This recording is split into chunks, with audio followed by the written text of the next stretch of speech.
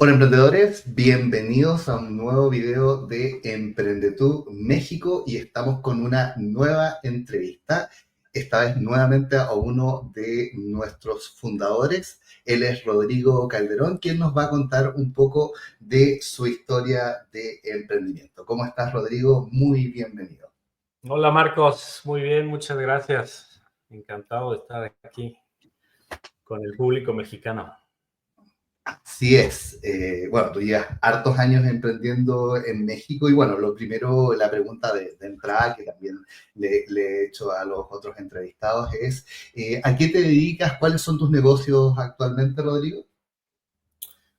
Actualmente tengo soy un socio de un grupo de empresas con diferentes socios.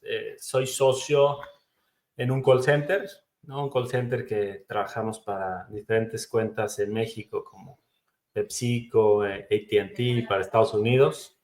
Tenemos ahí aproximadamente 500 empleados y trabajamos, ¿no? Ahí soy socio fundador, entonces es uno que ese negocio al final apoya a varios de los otros negocios en los que estoy asociado. Soy también una empresa que fundé en 2010 que se llama Energética, que se dedica a hacer proyectos de eficiencia energética en México. Empezamos creando lo que se llama un árbol solar y hace más de 15 años y de ahí sabíamos mucho sobre iluminación LED, sobre paneles solares y nos metimos a todo lo que es ahorro de energía, ¿no? Nos dimos cuenta que había una necesidad en el país y nos empezamos a meter, empezamos a buscar hacer proyectos hace 15 años de paneles solares, muy interesante. Y la tecnología, o sea, estuvimos muy tempranos para querer implementar paneles solares. Nos dimos cuenta de que en ese momento lo que estaba más interesante era poder implementar el cambio de iluminación LED. Entonces nos dedicamos muchísimo a fábricas, a centros de distribución, a tiendas, a cambiarlos a iluminación LED. Y de ahí nos fueron poniendo diferentes retos. Nuestros clientes nos fueron diciendo, oye, pero la iluminación pues solo es el 5% del consumo de mi fábrica, ¿no? ¿Qué puedes hacer con motores? Y nos empezamos a meter qué se podía hacer con motores. Empezamos a entender todo el tema de automatización. Yo soy ingeniero industrial, entonces nos empezamos a meter a todo el tema de automatización de motores y empezamos a hacer proyectos más integrales de control y ahorro de energía. Y de ahí empezó como la era digital y empezamos a desarrollar, nos empezamos a meter en el tema de plataformas. Entonces creamos una plataforma de control y monitoreo para poder integrar estos sistemas que controlaban ya no solo los motores, sino podíamos controlar un aire acondicionado, un panel de iluminación, ¿no? Y ahí nos empezamos a meter un poco más en retail. Trabajamos con Walmart, con 7-Eleven, con H&M. Y teníamos una división de gobierno, entonces también hacíamos proyectos de eficiencia en gobierno.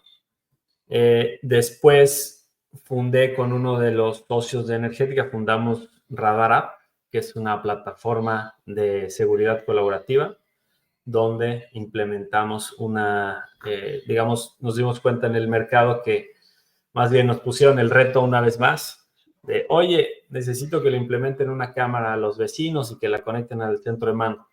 Y pues empezamos a buscar.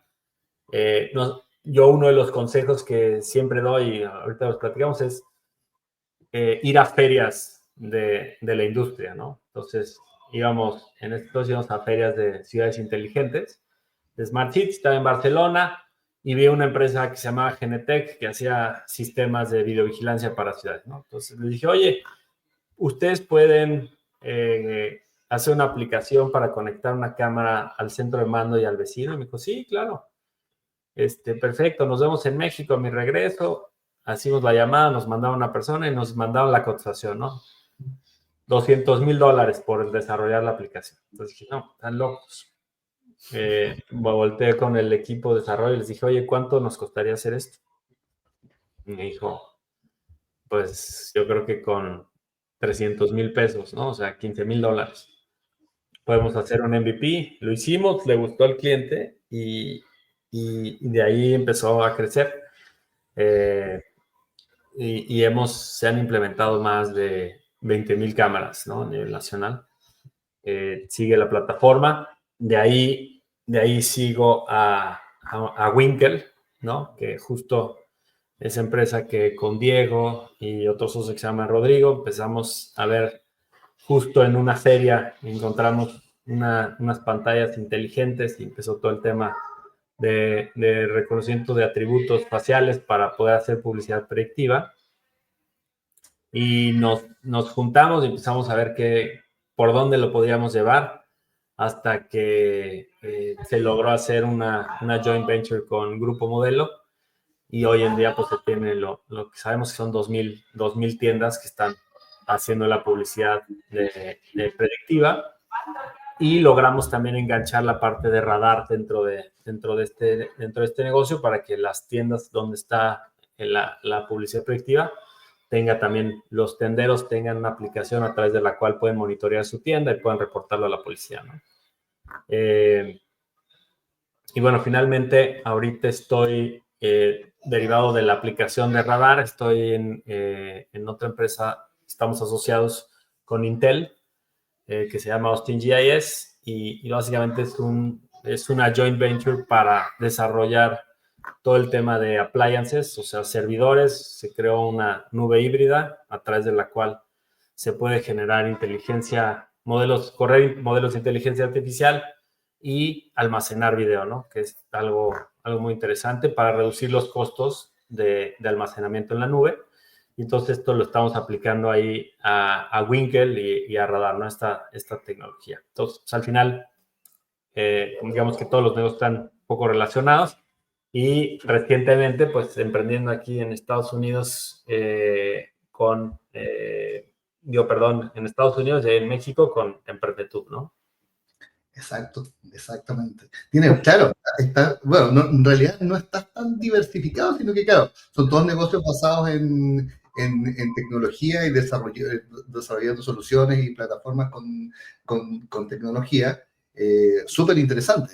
Y ahí también, en la entrevista con Diego, también hablábamos justamente del consejo que él igualmente daba de ir a la feria, ir a ver dónde estaba la tecnología y eventualmente o asociarse con el que tiene la tecnología, que tú lo intentaste, pero estaba un poco fuera de precio finalmente para poder lograr una alianza, o finalmente desarrollar una solución. Hay muchísimos casos de éxito basados en eso, ¿eh? En el tema de importarse una solución y llevarla a un mercado donde no existía.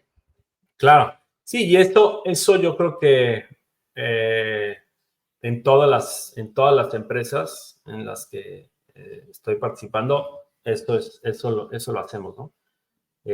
O lo hemos hecho. Es buscar, y es a lo que vas a las ferias, ¿no? Buscar qué es lo que está pasando en el mundo, cuáles son las tendencias, qué es lo más novedoso, y como tú estás explorando un nicho, mientras más exploras el nicho, más entiendes cuáles son las necesidades, y yendo a estas ferias puedes encontrar justo esos huecos, ¿no? Donde puedes generar valor y asociarte con esas marcas de la tecnología pues que ya invirtieron mucho tiempo, ya invirtieron mucho dinero, tienen mucha experiencia en eso y pues los ayudas a desarrollar un mercado, ¿no? Que generalmente es muy, muy interesante el mercado de México, muy interesante, porque pues al final, o sea, oscila, ¿no? Entre la 10ª y la 15ª economía del mundo. Entonces, al final, nadie te dice que no, ¿no? Pocas, pero sí hay personas que te llegan a decir que no. Y ahí es cuando existe más oportunidad, ¿no? Claro, es más atractivo. Y el tema de justamente de tomar una solución que ya esté implementada y que ya funcione, finalmente, incluso a nivel teórico, digamos, porque igual los negocios se estudian a nivel teórico, cuando uno estudia innovación, por ejemplo, está como todo, está desde la innovación como mínima, finalmente, casi que es para tu propio negocio, y después está la frontera de la innovación donde estás generando nuevo conocimiento, y está todo lo que hay en el medio. Muchas veces los emprendedores, sobre todo quizás en emprendedores que son profesionales y que tienen capacidades como para poder desarrollar, yo he visto varias veces y me ha pasado con alumnos también en cursos de pregrado en universidad, que están obsesionados con que si no sacan la última solución que está adelante de todo lo conocido, finalmente no van a poder hacer un negocio. Y finalmente, primero, eso es súper difícil y súper caro. O sea, y no tiene que ver con las capacidades de uno, sino que estamos hablando de generar nuevo conocimiento. Y lo segundo, que muchas veces, y lo que menos entienden, porque a veces uno, sobre todo cuando uno parte, uno cree que puede cambiar el mundo y está súper bien, pero hay un tema de cuán buen o mal negocio puede ser eso, porque cuando tú estás creando tecnología en la frontera del conocimiento y tú eres el único y no está probado, resulta que tú tienes que inventar todo, tienes Claro. que evangelizar respecto, y eso es carísimo a nivel publicitario igualmente, o sea, a nivel comunicacional, ir a contarle a la gente que ahora existe una solución que es nueva y que nadie conoce y que tú debieras ocuparla, de repente no se dimensiona el trabajo que eso toma, incluso para hacerlo en un nuevo mercado donde ya se conozca. Entonces, como dices tú, mientras más información haya, más data, respecto, por último, de tener modelos donde te puedan decir, mira, tu planificación debieras basarla en los resultados probablemente que tiene esta otra empresa que trabaja en mercados similares con una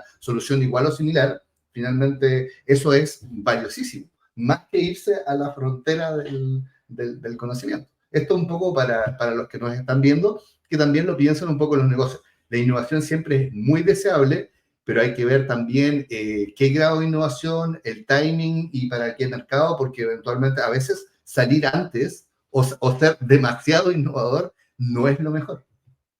Sí, totalmente. Ahí he tenido varias experiencias, sobre todo, por ejemplo, con energética me pasó mucho todo el tema de evangelizar el mercado.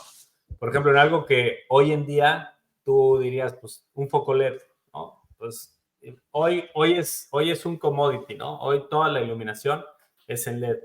Pero hace 15 años me tocaba ir con ingenieros de las plantas porque ahí era donde estaban los mayores casos de uso, ¿no? En poder cambiar estos luminarias de aditivos metálicos que estaban en las plantas, que consumían muchísima energía, y al final, o sea, para lo que eran muy eficientes, ¿no? O sea, la eficiencia se medía en lúmenes por watt, entonces eran luminarias muy eficientes, y lograr convencer a los ingenieros que literal me decían, no, es que no entiendo cómo genera un LED iluminación, no me queda claro.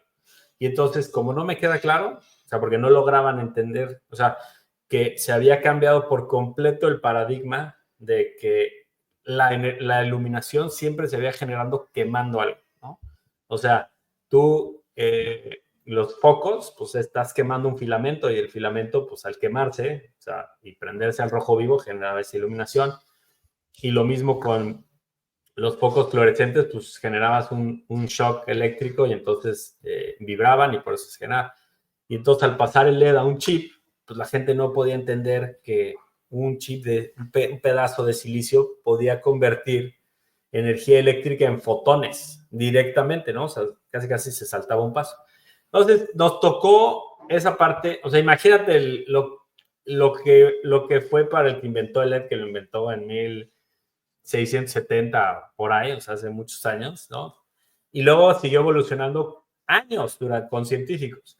Entonces, el ejemplo que te quiero poner es que para nosotros, que ni siquiera éramos los inventores, simplemente queríamos implementar la tecnología, Igual. era, era dificilísimo convencer, evangelizar el mercado, ¿no? Y nos costó muchos años y fuimos de los primeros y gracias a eso logramos hacer muchos grandes proyectos.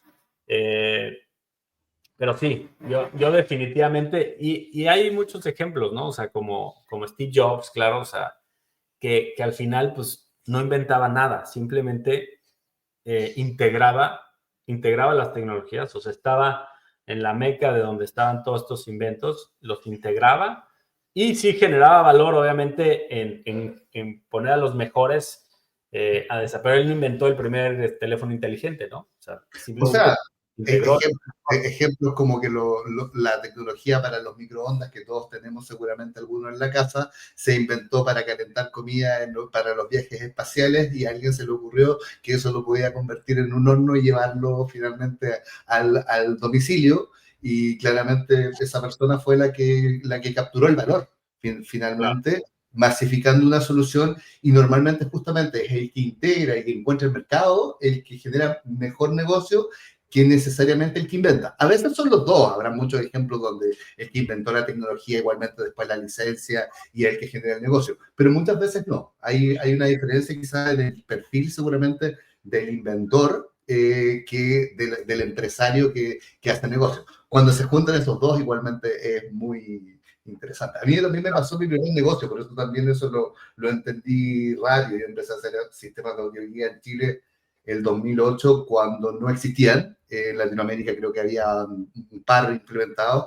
no había ninguna empresa que lo hiciera. Hice lo mismo que tú, contacté a las empresas que lo hacían, les pregunté cuánto cobraban por hacerlo, era una brutalidad en dinero en ese tiempo. Después vuelta a Chile a ver cómo lo podíamos hacer acá, y era complejo, me acuerdo, y yo después me reía de esto cuando después lo contaba, de que no teníamos a quién copiarle. Porque claro, cuando tú haces un negocio nuevo y por último, vas de espía y miras el de al lado, le pides cotizaciones, tratas de entender cómo hace su proceso. Acá yo, el más cercano que tenía que irme a Europa a la siguiente empresa que lo hiciera, pues finalmente, porque era muy de nicho, incluso allá, y por tanto tuve que inventar todo desde cero, y el coste de esto no es menor. Claro, si te resulta, el negocio es muy bueno, porque finalmente eres el único. Yo me convertí en el único proveedor, finalmente. Pero la probabilidad también que no te resulte, el riesgo también es mayor. Claro, no, yo creo que hay una gran oportunidad en la integración, o sea, en la distribución, en la venta, en la integración, ¿no? O sea, volviéndote integrador de una marca, aprendiendo todo esto y distribuyéndola, o sea, eres el primero que puede identificar una marca y traerla en un país. O sea, yo conozco muchísimos casos de éxito donde estos son negocios millonarios, ¿no? O sea, en México, el que trajo Uber a México, ¿no? O sea, el primero que se le ocurrió decir, oye, esta plataforma me gusta y vamos, y la hizo, pues se volvió socio, tiene muchas acciones de Uber. O sea, hay muchos de esos casos donde identificar algo que esté funcionando en otros mercados, y simplemente tú conoces el mercado de México, tú conoces tu estado, tu ciudad, tú sabes lo que puede funcionar ahí, y entonces ser Incluso para el que tiene la tecnología en otro país es muy atractivo, porque también se entiende el costo de abordar un nuevo mercado sin conocerlo. Normalmente saben lo que le va a costar o que no lo va a lograr. O sea, por ejemplo, cuando conversábamos el negocio que ustedes tienen con Diego de Winkle Media, donde ustedes finalmente hoy día tienen presencia en 2.000 tiendas, son 2.000 tiendas pequeñas. Meterse ahí, yo quiero hacer la competencia de ustedes. Mi principal barrera de entrada va a ser el tendero que no va a querer trabajar conmigo porque ya trabaja contigo. El nivel de blindaje que tiene ese negocio finalmente, seguramente no lo compro con dinero. O sea, sería muy difícil que solamente por inversión entro. Lo más probable es que me tenga que asociar con ustedes si es que quiero entrar y si es que ustedes quieren asociarse. Eso normalmente le ocurre al que quiere entrar a nuevos mercados, entonces finalmente es un ganar-ganar. Te llevo a otra pregunta, Rodrigo. Vamos mucho más atrás. Y te pido perdón porque te dije las preguntas que te iba a hacer antes y esta se me había borrado. Pero es súper simple. ¿A qué edad emprendiste? ¿Cuál fue tu primer negocio? Mi primer, depende de cómo lo podamos ver. Pasa a todos, ¿eh? Quizás tuviste algo del colegio o eventualmente quizás estás pensando... Porque yo creo que emprender realmente, o sea, no, sin que, o sea, mi mamá, ya sabes, ¿no? Me empujó a vender dulces donde vivíamos, pero ahí no eres tú el que emprende, ¿no? O sea, realmente, o sea, yo creo que el emprendimiento es el que tú empujas y tú haces todo. Fue a los 17 años, que era con mis amigos de la escuela, y pusimos un sonido, ¿no? Entonces veíamos mi mejor amigo, le encantaba la música, y entonces, veía una oportunidad de mercado y decía, no, es que los que ponen sonido no tienen buenas bocinas y no ponen buena música, etcétera. Y entonces nos vimos una oportunidad, nos asociamos 3 amigos, compramos unas bocinas y empezamos a armar fiestas, que era muy divertido. Y ahí yo creo que ahí cometí mi primer gran error, porque el negocio era muy bueno y mientras te movieras en la industria, se me acuerdo que tuve muchos años que me seguían buscando y buscando y buscando. Pero el error de inicio que hicimos es que las bocinas que compramos unas bocinas buenísimas, carísimas, pero eran de este tamaño. Entonces, para cargar una bocina necesitabas a 2 personas. Entonces, eso te limitaba a que ¿no? Ahí no entendimos cómo que tenías que tener flexibilidad para atacar el mercado, ¿no? Entonces, en lugar de comprar unas bocinas que estuvieran partidas en 2, que tuviera una mitad aquí y luego los bajos, o que fueran 3 partidas en 3, y entonces una persona las puede estar cargando, no necesitas de 2. Compramos estas y siempre necesitabas a 2 personas. Para cargarlas, para transportarlas, eran muy pesadas, subidas, bajadas. Entonces, ahí fue donde quebró el negocio, porque cuando ya no podían ir 2 y solo era uno, luego de ahí como que fue evolucionando y ya contratábamos al DJ y literal le decíamos, no, pues llévate las bocinas, pero decía el DJ, no, es que no me las puedo llevar porque no caben en mi coche, no puedo atender la fiesta. Entonces el DJ nos acaba rentando él bocinas que él tenía y las llevaba. Entonces, al final, nuestra inversión quedan las bocinas, ¿no? Pero ahí aprendí varias cosas. Aprendí flexibilidad del mercado, aprendí que el valor de la marca, ¿no? Creamos una marca. Y sí, al final, pues nos buscaban por la marca y por lo que habíamos hecho, pero nosotros ya subcontratábamos DJs. Entonces, pues bueno, ahí el negocio acabó quebrando y vendimos las bocinas. Pues no quebró, porque yo creo que sí recuperamos la inversión, pero simplemente ya perdimos la atención y Se descontinuó. De se repente descontinuó. el concepto de quiebra que tenemos acá en Chile seguramente es parecido al de México y que es muy diferente a lo que es una quiebra real, porque una quiebra real es cuando realmente el negocio falla, te liquidan los activos y quedas seguramente con deuda, cuesta reemprender. La mayoría de los negocios no llega a eso. La mayoría de los negocios simplemente se queda sin capital de trabajo, pierdes el interés, como dices tú, y uno sale relativamente a tiempo. Antes, después, pero finalmente sales un poco con el orgullo herido, quizás perdiste algo de dinero, pero no es una quiebra propiamente tal. La Sí. quiebra aquí en Chile es algo bastante más grave. Claro. Sí, no, se descontinuó, vamos a llamar. Exacto. O sea, a los 17 ya. O sea, A los 17. tempranamente emprendiendo. Igual Sí. eso es una constante en realidad. Bueno, lo habíamos conversado nosotros igualmente como equipo. Si tuvieras que definir, bueno, tú has tenido hartos negocios y todo, pero si tuvieras que definir como tu principal éxito que has tenido en los negocios, de lo que te sientas más orgulloso en realidad de haber logrado a la fecha. Sí. Yo creo que conforme vas evolucionando, los negocios también van creciendo, tus relaciones van creciendo y los éxitos que puedes lograr en facturación, en impacto, pues van creciendo. Entonces, a mí, yo tengo 2, o sea, uno definitivamente es Energética y o sea, toda la trayectoria, la historia que tuvo Energética, o sea, fue increíble, nos ganamos muchos premios, siento que tuvimos mucho impacto, llegamos a tener muchísimos empleados.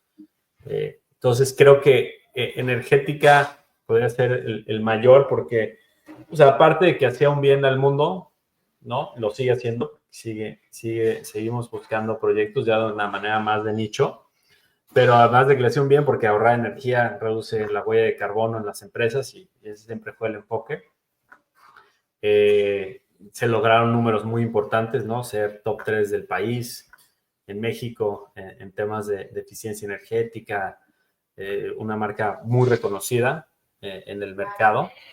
Entonces yo creo que ese es uno de los mayores logros y el otro yo creo que es el tema de radar y la aplicación de seguridad colaborativa y ese por el impacto, ¿no? Por el impacto ciudadano, donde pues, la seguridad es algo que nos importa a todos, y poder decir que de la mano con uno de los alcaldes logramos crear la ciudad más segura del país, eso también es como un gran logro, más allá de facturación o de número de usuarios o de empleados. Creo que esos dos, en cuanto a haber logrado ser uno de los top del país en ahorro de energía y reducción de huella de carbono, y top del país para lograr una ciudad segura mediante una nueva idea. Creo que esos dos, digamos, cada uno dentro de su categoría, son los mayores logros. El de energética sabe más porque con muchos años, es la empresa que más años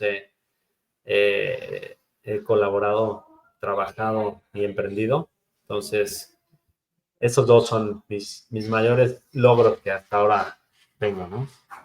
Tremendo en todo caso, o sea, probablemente son cosas que la mayoría de la gente no va a lograr nunca, no es por desalentarlos, pero en general no es fácil finalmente que uno le vaya bien a ese nivel en los negocios. Bueno, yo te conocía aquí en Chile justamente por el negocio de Radar, pues, te habían invitado para justamente contar la experiencia y el impacto que eso está teniendo, y efectivamente uno va cambiando. Si me hubieran preguntado igual hace unos años, hubiera dicho seguramente una cosa, y hoy día no es mi negocio que más factura, pero es este mismo canal, pero la versión para Chile, que finalmente el impacto que genera, habiendo ayudado ya hoy día a millones de emprendedores a desarrollar sus negocios, a resolver a veces un trámite nomás, es tremendo. O sea, es muy satisfactorio para uno igualmente poder hacer algo que te genere dinero, pero que igualmente realmente esté cambiando la vida de la gente. Esté generando sí, y 100% es, o sea, por eso estoy tan motivado con este nuevo emprendimiento, y por eso me encantó la idea de asociarnos con el equipo, porque tiene un impacto, es algo bueno, y si logramos mejorar, ¿no? Que más gente emprenda en México y logramos subir ese porcentaje, pues estás ayudando al país, a tu comunidad, ¿no? ¿No? Y el emprendimiento es la actividad más transformadora que existe. O sea, si tú quieres lograr movilidad social, la única manera es emprendiendo. O sea, la única manera que tú cambies a una persona, quizás llevarla de la pobreza a tener un nivel socioeconómico al menos decente para cubrir sus necesidades y finalmente proyectar eso para las futuras generaciones en su familia, la única manera es emprendiendo. La educación también, pero la educación es más lenta. Hay gente que con el emprendimiento se salta generaciones y se salta un montón idealmente, educación más emprendimiento. Y eso es lo que queremos lograr, o sea, finalmente que para todos sea más fácil emprender, para que todo sea posible, y que seguramente le vaya mejor que a uno también y cometa menos errores, porque yo me acuerdo para atrás todos los errores que cometí a pesar de venir de una familia de empresarios. Ojalá hubiera habido un repositorio de información gratis que me ayude a hacer las cosas. Lo mismo queremos crear para México ahora. Te llevo ahora a tu principal fracaso, y siempre hago esta pregunta sobre todo por los aprendizajes que genera. O sea, si tú tuvieras que definir así como la vez que has dicho, me costó esto, pero aprendí X cosa, ¿qué es lo que definirías? Sí, yo creo, mayor fracaso, yo creo que una plataforma que creamos que se llama Toolboy, y es una plataforma, todavía ahí medio sigue, una plataforma, quisimos hacer el Uber de servicios, ¿no? De instalaciones, etcétera. Creamos la plataforma, le invertimos muchísimo dinero, desarrolladores, en gente, ¿no? Contratamos gente, y al final no caminó. O sea, y ahí lo que me duele es el tiempo, ¿no? Que se le dedicó. Pero ahí también me di cuenta de otra cosa, ¿no? Que si vas a emprender algo y no hay alguien, o sea, hay un emprendedor detrás y algo nuevo, disruptivo, porque pues ¿no? No había muchos, no había competidores, y no hay una persona 100%, porque me acuerdo que fui hasta un fondo de inversión y fui a pedirles dinero, ¿no? Muy famosos. No me acuerdo, pero les fui a pedir dinero y me dijeron, ¿pero estás dedicado al 100% en esto? Le dije, no, estoy dedicado 100% en energética. Y me dijo, en energética te invierto ahorita, lo que tú me pidas. Pero en Toolboy, si no estás al 100% dedicado, no. Y lo tienen muy bien visto, ¿no? Si no hay una persona 100% dedicada en el producto, la probabilidad de fracaso es muy alta, ¿no? Entonces, siempre tiene que haber como un líder, ¿no? O sea, si estás asociado con varios, siempre tiene que haber un líder que esté detrás y que tenga ese empuje, porque si no, la probabilidad de que no, de fracaso, porque al final tú encuentras cómo, o sea, vas tocando piedra y, o sea, y al final encontraba, o sea, en esa plataforma encontré, ya había yo medio encontrado el nicho, pero pues por tiempo no lo puedes aplicar, ¿no? O sea, en donde había acabado esa plataforma es en que si, y todavía fue hace un par de años que todavía seguí picando ahí piedra, integrando LLM, ¿no? Integrando Large Language Models, y era entrenarlo en las garantías y en los aparatos electrodomésticos de las casas, y entonces, si algo fallaba, asociarte con Samsung, con todas las empresas de electrónicos y decirles, oye, cuando te busque alguien, diles que baje la aplicación y te pida el servicio vía la garantía. Y entonces lo primero que va a hacer el LLM es contestarte y decirte, a ver, ya hiciste este troubleshooting, ya hiciste esto. Y si no, entonces sí ya manda al técnico y busca a los técnicos calificados. Y a la fecha encontré aquí en Estados Unidos una empresa que lo hace. O sea, sigue habiendo mercado, pero no hay tiempo para desarrollarlo. Entonces, esta yo creo por el tiempo, la energía y todo, fue uno de los grandes fracasos. Digo esto y lo del tema de las bocinas cuando era joven. Digo, he tenido varios emprendimientos. Tuve un restaurante en la Roma, fuimos top 10 de restaurantes cuando nació. Igual lo mismo, ¿no? Nada estaba al 100% dedicado, nos fue muy bien 3 años, después quebró. Ese sí quebró porque nos clausuraron por ahí un permiso y luego nos estaban extorsionando un cártel de drogas ahí que nos estaban pidiendo piso. También ahí creé un modelo de entrega de comida. Digamos que previo a Uber, estábamos haciendo unos grupos de WhatsApp, Uber Eats, y entregábamos en las oficinas comidas. ¿No? Tu comida del día, te la entregamos. Y es igual, pues salió Uber Eats y adiós. Claro, claro, sí, cambió el modelo igualmente, pero claro, siempre es un aprendizaje, o sea, finalmente el emprendimiento, el éxito del emprendimiento es una construcción de haber fallado varias veces. El tema es cómo aprendes de eso y que al final del día sean más las ganadas que las perdidas. Al final, Claro.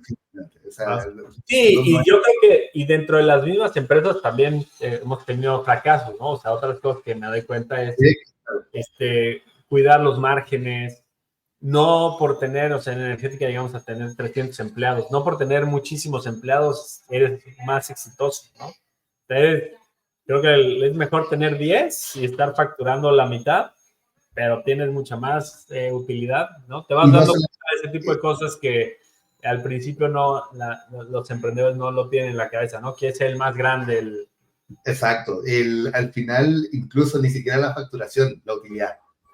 Al final, al final es un negocio y digamos que si nos vamos a solamente el indicador de el que es mejor emprendedor en términos económicos, es el que el que gana más dinero. Y el que gana más dinero muchas veces no es el que factura más, porque a veces el que factura más, a mí me pasa con clientes en uno de los negocios que tengo, bueno, tú sabes que nosotros vendemos contabilidad igualmente, y de repente tú conversas con un cliente o con un emprendedor en general y te dice, yo muevo, no sé, $500,000 o incluso $1,000,000 en el año y me cuesta pagar las cuentas del fin de mes. Y tú dices, oye, pero es igual, mueves mucho dinero, o sea, $500,000, $1,000,000 en cualquier parte del mundo es bastante dinero. ¿Cómo tú no vives bien? O sea, me dices que ni siquiera llegas a fin de mes. Y claro, resulta que tiene más trabajadores seguramente de los que debiera tener, tiene operaciones más grandes, es desordenado y no entiende muy bien las finanzas del negocio. Y más encima, esos son negocios que te atrapan. Entonces, tú le dices, oye, pero ¿y cómo no has podido lograrlo si llevas años así? Lo que pasa es que ya estoy atrapado. O sea, mi día a día parto muy temprano, termino muy tarde, no paro nunca y ya no sé cómo volver atrás. No creces. O sea, ahí el tema es, si vas a crecer, tienes que ir creciendo gradualmente y entrenando a gente que pueda coordinar y supervisar a esos equipos, porque si no, ahí es cuando se empieza a salir de control, ¿no? Porque nadie cuida las cosas como tú. Entonces tienes que empezar a ver cómo vas replicando eso y vas creciendo. Y cuando no haces eso es cuando se sale. Contratas porque salió otro negocio y vas contratando, vas creciendo y luego te empieza a comer los gastos, ¿no? Exactamente. Entonces, de repente son mejores negocios. Bueno, hay distintas maneras de hacer empresas y probablemente van a ser todas distintas también como son las personas, pero de repente son mejores los negocios justamente más pequeños en términos de estructura y control, que tienen margen de utilidad más alto. Yo creo que esto hace emprendedores más felices en general. Claro. No, y la verdad es que lo que viene ahorita, o sea, con los agentes que está creando, o sea, que se pueden crear ahora con ChatGPT y las nuevas tecnologías, 100% se abre oportunidad para hacer negocios mucho más rentables, ¿no? Claro, A ver qué va a pasar. estructura. Claro. Bueno, y la última pregunta que te tengo ya como para ir cerrando la entrevista y que también es la pregunta que le he hecho a los entrevistados anteriores, a Andrés y a Diego. eh, ¿Consideras que México es un buen país para emprender? ¿Y qué consejos igualmente le darías a personas que quieran emprender en México o que ya estén emprendiendo en México? Definitivamente México es un gran país para emprender, ¿no? O sea, es un mercado muy grande, es una economía que se mueve muchísimo, que tiene muy noble, ¿no? Entonces, que digamos que sigue creciendo en población, que sigue creciendo en términos reales. Entonces, yo creo que hay muy buenas oportunidades, además teniendo a Estados Unidos tan cerca.